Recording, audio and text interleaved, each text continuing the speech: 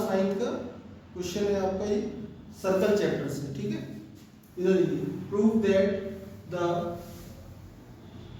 Quadrilateral formed by the internal angle bisectors of any quadrilateral is cyclic.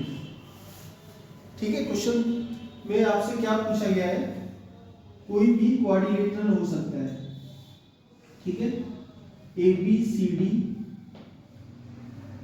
कोई भी quadrilateral हो सकता है, ठीक है।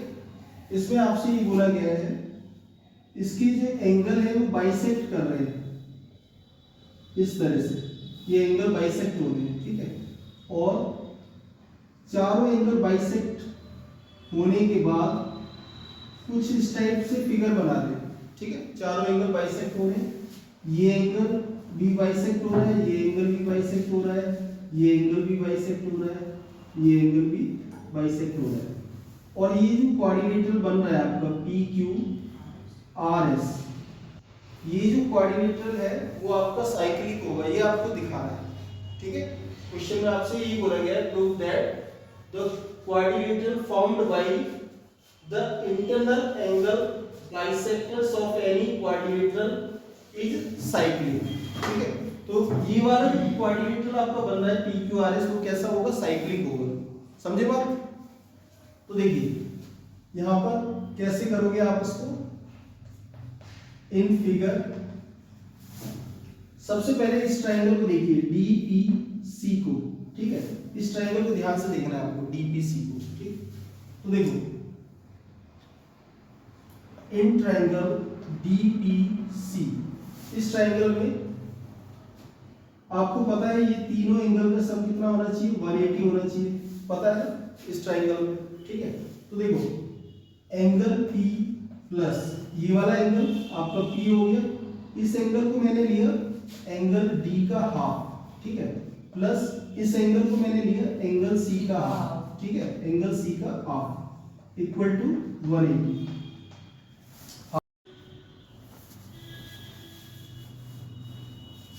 तो देखिए इन ट्रायंगल DPC, ठीक है, एंगल P प्लस D का हाफ प्लस C का हाफ इक्वल टू 180, ठीक है। एंगल सम प्रॉपर्टी है आपकी, पता है ना आपको, ठीक है। अब देखो इसको मैंने क्या किया, इक्वेशन नंबर फर्स्ट डाल दिया अभी, ठीक है। सिमिलरली इन ट्रायंगल ARB, अब ये वाला ट्रायंगल ले रहे हैं हम ARB, ठीक है, ये वाला। सिमिलरली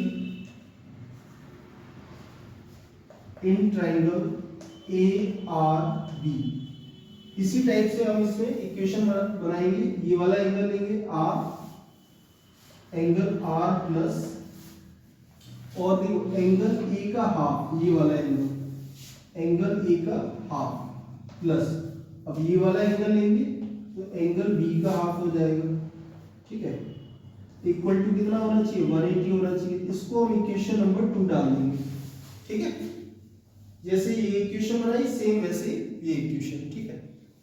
ये वाला एक ट्रायंगल लिया हमने, एक बार ये वाला ट्रायंगल लिया, ठीक है, ये वाला पूरा, ये वाला, समझ गए बात। अब देखो आपको करना क्या है, इन दोनों इक्वेशन को ऐड करना है, ठीक।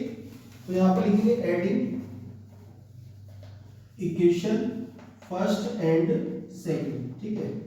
अब ऐड कैसे करते हैं, left side portion left side से ऐड करेंगे, राइट साइड राइट से, ठीक है। तो देखो इधर वाला पोर्शन इधर से ऐड करेंगे तो कुछ इस टाइप से बनेगा, angle P plus angle R हमने एक साथ लिख दिया, इन दोनों को एक साथ और इन सबको एक साथ लिख दिया, plus angle A/2 plus angle B/2 plus angle C/2, है ना, plus angle D/2 equal to देखो कितना हो जाएगा, 180 180 इधर हो जाएगा 360। यहां तक क्लियर हो गया। अब देखो angle P plus angle R plus, यहां पर देखो इसको हम कुछ इस तरह से लिखे, 1/2 हमने इस तरह से कॉमन लिया एक साथ, इधर देखिए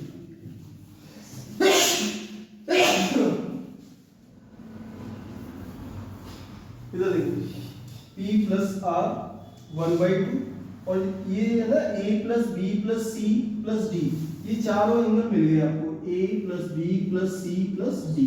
अब आपको पता है इन चारों एंगल का सम 360 होता है, पता है? तो बस इसी का यूज करेंगे, angle P plus angle R plus 1/2 multiply यहाँ पर हो जाएगा 360 इक्वल टू 360।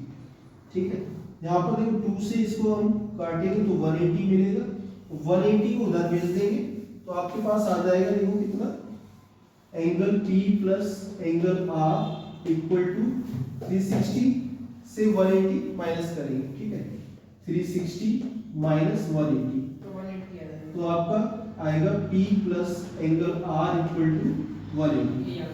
ठीक है, यही आपको निकालना था। देखो ये PQRS आपको क्या निकाला था, साइक्लिक निकाला था। ठीक है, तो अपोजिट एंगल का सम अगर हमारा 180 आ रहा है तो ये जो क्वाड्रिलेटरल है वो कैसा होगा, साइक्लिक होगा। ठीक है, तो यहाँ पर बस इतना लिखना है, it means quadrilateral PQRS is a cyclic, बस इतना और लिखना पड़ेगा।